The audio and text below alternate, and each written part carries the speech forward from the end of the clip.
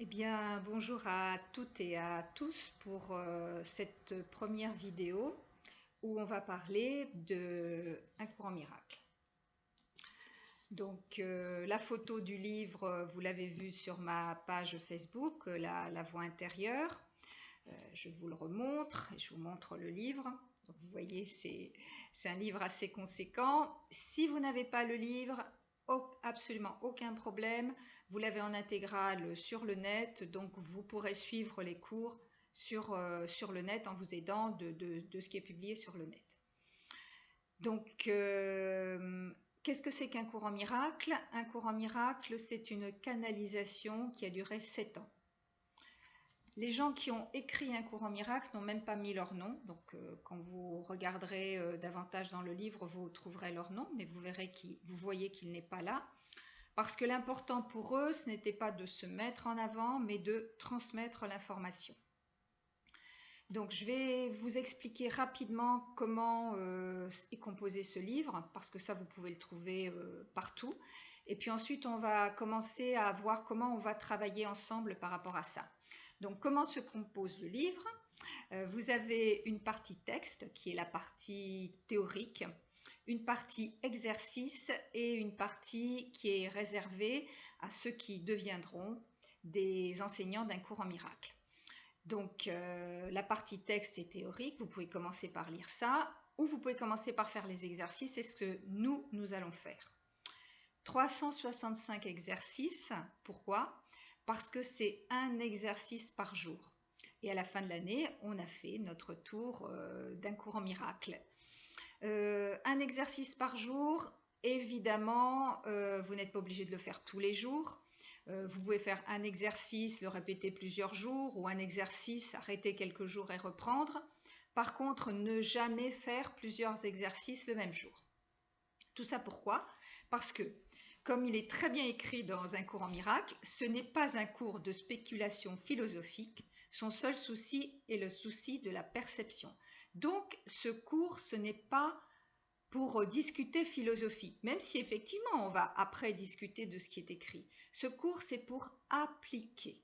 Et quand on applique, on arrive à l'objectif d'un cours en miracle, qui est de changer la perception, que nous avons du monde. Parce que c'est la perception que nous avons du monde qui crée notre souffrance. Et donc, si on veut arrêter la souffrance, la façon la plus directe, c'est d'arrêter cette perception erronée que l'on a du monde. Donc voilà, donc Un cours en miracle, c'est 365 exercices pour cesser d'avoir une perception erronée du monde et d'avoir ce qu'ils appellent dans le cours une connaissance. Alors on rentrera dans les détails et chacun pourra poser des questions par rapport à ça. Chacun pourra poser des questions parce que la suite des cours vont se faire à travers un live. Donc aujourd'hui nous sommes lundi. Donc je vous propose de nous retrouver samedi après avoir pratiqué 4 leçons. Donc la leçon 1, 2, 3 et 4. Donc vous allez lire la leçon, vous allez la pratiquer, vous allez voir, c'est très très bien expliqué, c'est une page par leçon, il n'y a aucune difficulté. Et nous on se retrouve samedi lors d'un live où vous me direz déjà ce qui s'est passé pour vous, ce que vous en avez pensé, etc. Donc ce qui est important de savoir, c'est que ce n'est pas un cours de théorie, c'est un cours de pratique. Donc si vous voulez qu'on continue le voyage ensemble, eh bien il va falloir pratiquer. Alors évidemment, chacun a son rythme, mais il va falloir pratiquer. Deuxième chose, comme il est écrit dans un cours, ceci n'est pas une fin en soi. Ce n'est que le commencement du voyage. Une fois que vous avez commencé ça, vous avez commencé un voyage.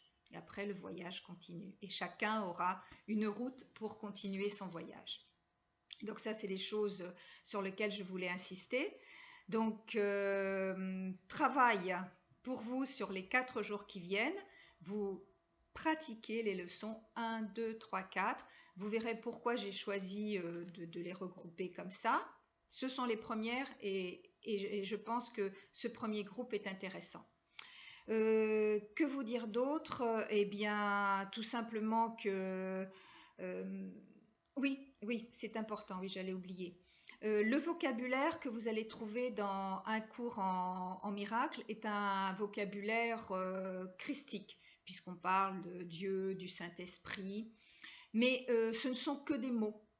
Et on va voir ce que chacun, suivant ses croyances, peut mettre derrière ces mots ou comment chacun, en fonction de ses croyances, peut comprendre ces mots. Il n'est absolument pas nécessaire ni d'être croyant catholique, ni d'être croyant protestant, ni d'être croyant d'une certaine façon. Il n'est besoin de rien du tout. La seule obligation, c'est de faire l'exercice. Voilà. Donc, quelles que soient vos croyances, vous en avez, vous n'en avez pas, ça ne change rien. Le tout, c'est de pratiquer. Et on va voir au fur et à mesure qu'on pratique. Et puis, donc, de passer au-dessus de ce vocabulaire qui a une connotation très, très christique, évidemment, mais qui ne se cantonne pas à ça. Donc ça pouvait être un obstacle. L'obstacle, évidemment, c'est la difficulté de la compréhension. Vous verrez si vous allez dans le texte, mais c'est pour ça qu'on va se mettre à faire ces cours. Et puis voilà, c'est tout. C'est tout. Donc, je vous retrouve donc samedi.